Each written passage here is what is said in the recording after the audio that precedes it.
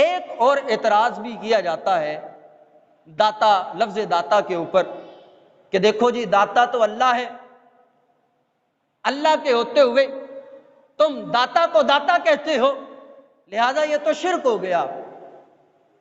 تو میں یہاں پر کہوں گا کہ ہماری مسجد کے اندر بھی یہ جو خانہ کعبہ شریف کا عکس ہے، اس کے ارد گرد اللہ تعالیٰ کے 99 نام لکھے ہیں۔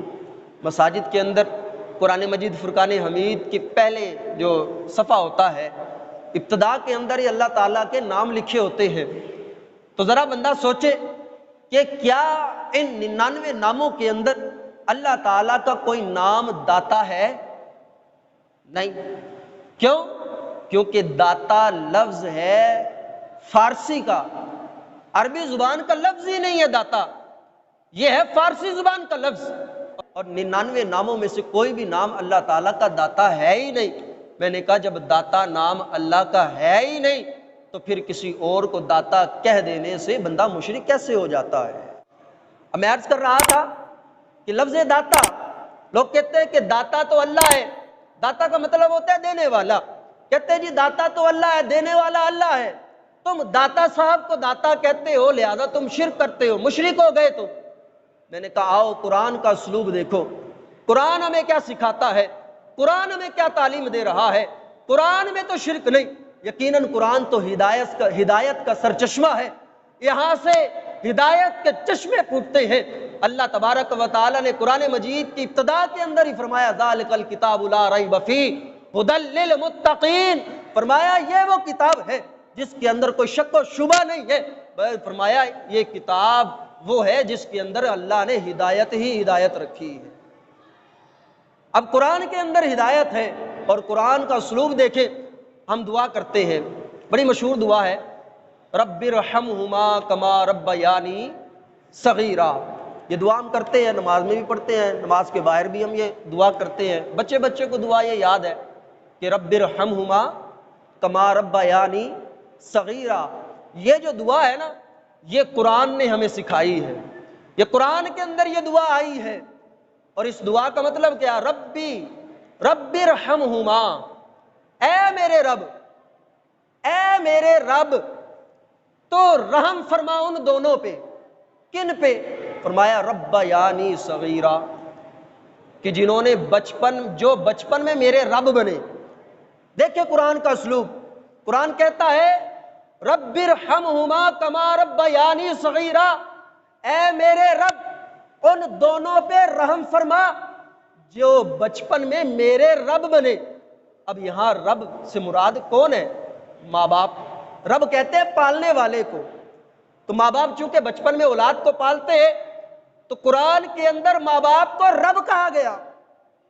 اور ایک جگہ پر یہ تو ماں باپ کو رب کہا نا، ایک جگہ پر جب موسیٰ علیہ السلام اور فرعون کا واقعہ بیان ہوا اور فرعون کے محل میں موسیٰ علیہ السلام کی پرورش ہوئی، فرعون نے موسیٰ کو پالا، تو اللہ تبارک و تعالیٰ نے فرعون کے لیے یہ لفظ استعمال کیا، فرمایا ربی موسیٰ، اے موسیٰ کے رب، یعنی اے موسیٰ کو پالنے والے۔ فرعون جیسے کافر لعین کو رب کہا گیا قرآن کے اندر، تو کیا قرآن شرک کی دعوت دے رہا ہے؟ نہیں، یہاں جو ماں باپ کو رب کہا گیا قرآن کے اندر، فرعون کو موسیٰ کا رب کہا، تو یہاں رب سے مراد وہ والا رب نہیں ہے جس کی عبادت و بندگی کی جاتی ہے، بلکہ یہاں مراد پالنے والا ہے، چونکہ فرعون نے موسیٰ کی پرورش کی، موسیٰ کو پالا، اور اسی طرح ماں باپ اپنی اولاد کو پالتا ہے، اس لیے ماں باپ کو رب کہا گیا۔ میں نے کہا جب رب ماں باپ کو کہا جا سکتا ہے تو اگر علی حجویری کو کوئی داتا کہہ دے تو اس میں کیسے شرک لازم آ سکتا ہے؟ یقیناً یہ پکی بات ہے کہ حقیقی طور پر دینے والا، اصلاً دینے والا وہ اللہ کی ذات ہے، لیکن اللہ تعالیٰ چاہتا ہے تو اپنے بندوں سے بھی اپنے بندوں کی مدد کروا دیتا ہے۔ اللہ ہی سب سے بڑا سچا ہے۔ جب اللہ سب سے بڑا سچا ہے تو ابو بکر کو صدیق اکبر کہا جاتا ہے اور کوئی شرک ذہن میں نہیں آتا، تو میں نے کہا جس طرح صدیق اکبر کو صدیق اکبر کہنے سے بندہ مشرک نہیں ہوتا، اسی طرح داتا علی حجویری کو داتا کہنے سے بھی کوئی بندہ مشرک نہیں ہوتا۔ پھر دوسری بات، دوسرے یار کا نام ہے فاروق اعظم۔ ان کا اصل نام تو عمر ہے، عمر بن خطاب، والد کا نام خطاب ہے، ان کا نام ہے عمر، لیکن فاروق اعظم ان کو کہا جاتا ہے۔ حالانکہ فاروق کا مطلب ہوتا ہے فرق کرنے والا، انصاف کرنے والا، اور پھر فاروق اعظم سب سے بڑا فرق کرنے والا کون ہے؟ اللہ، یقیناً اللہ ہے، لیکن یہاں عمر کو فاروق اعظم کہا جاتا ہے۔ تو یہاں پر شرک کا شائبہ کیوں نہیں آتا، اور یہاں پر فتوے کیوں نہیں لگتے کہ فاروق اعظم کو فاروق اعظم کہا تو بندہ مشرک ہو گیا، کیونکہ فاروق اعظم تو اللہ کی ذات ہے۔ تو جب عمر کو فاروق اعظم کہنے سے شرک لازم نہیں آتا، اور یہ تعویل نکالتا ہے کہ اللہ تعالیٰ فاروق اعظم ہے اصلی، اللہ تعالیٰ فاروق اعظم ہے ازلی و ابدی، لیکن فاروق اعظم عمر کو اللہ نے فاروق اعظم بنایا ہے، وہ اللہ کی عطا سے فاروق اعظم ہے۔ میں نے کہا جب فاروق اعظم کے بارے میں یہ تعویل کر لیتا ہے تو داتا حضور کے بارے میں بھی یہی تعویل کر لے کہ اصل میں داتا اللہ ہے، اللہ نے داتا علی حجویری کو اپنی عطا سے داتا بنا دیا۔ میرے نبی علیہ السلام کا فرمان سنیے، احادیث کی کثیر کتب کے اندر یہ فرمان موجود ہے، بالکل صحیح روایت ہے۔ نبی کریم علیہ السلام نے ارشاد فرمایا واللہ یعطی انا قاسم۔ اب قاسم کا مطلب ہوتا ہے تقسیم کرنے والا، داتا کا مطلب ہے دینے والا، قاسم کا مطلب ہے تقسیم کرنے والا، معنی دونوں کا ملتا جلتا ہے، ایک ہی جیسا معنی ہے، تقسیم کرنے والا بھی دیتا ہے، دینے والا بھی دیتا ہے۔ اب داتا کا مطلب بھی دینے والا اور قاسم کا مطلب بھی دینے والا۔ اب نبی کریم علیہ السلام نے کیا فرمایا؟ اب دیکھیں اصل میں تقسیم کرنے والا، نعمتیں بانٹنے والا، نعمتیں تقسیم کرنے والا کون ہے؟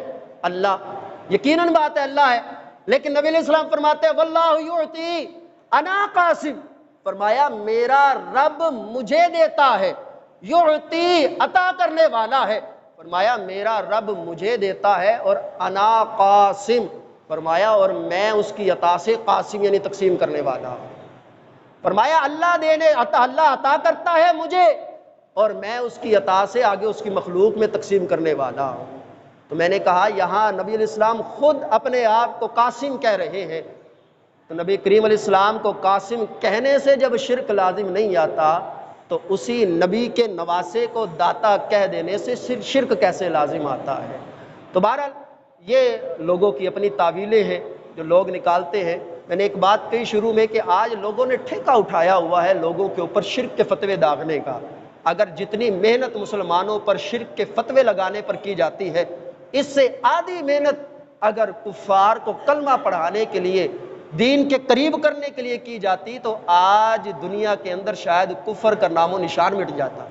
لیکن افسوس کہ ہمارے بزرگان دین، داتا حضور ہوں، خواجہ غریب نواز ہوں، بابا بلے شاہ ہو، ان کی زندگی کو اٹھا کے دیکھیں، ان کی زندگی کے اندر جو نمایاں پہلو ہمیں نظر آتا ہے وہ یہ نظر آتا ہے کہ انہوں نے جہاں بھی ڈیرے ڈالے ہیں تو ایسی جگہ پہ آ کر ڈیرے ڈالے ہیں جہاں اللہ اور اس کے رسول کا نام لینے والا کوئی نہیں ہوتا تھا، لیکن جب یہ آ جاتے تھے تو ہر طرف اللہ اور اس کے رسول کے نام کے چرچے ہو جایا کرتے تھے۔ تو چاہیے تو یہ تھا کہ ہم ان بزرگوں کے پیچھے چلتے اور لوگوں کو دین کے قریب کرتے، لیکن افسوس کہ آج لوگوں نے جو مسلمان ہیں انہی کو کافر و مشرک کہنا شروع کر دیا ہے اور ان کو دار اسلام سے خارج کرنے کا آج ہمارے یہاں ایسا ٹرینڈ چل پڑا ہے کہ ہر جمعے کے اندر 2-2.5 لاکھ لوگوں کو تو ویسے ہی کافر بنا دیا جاتا ہے۔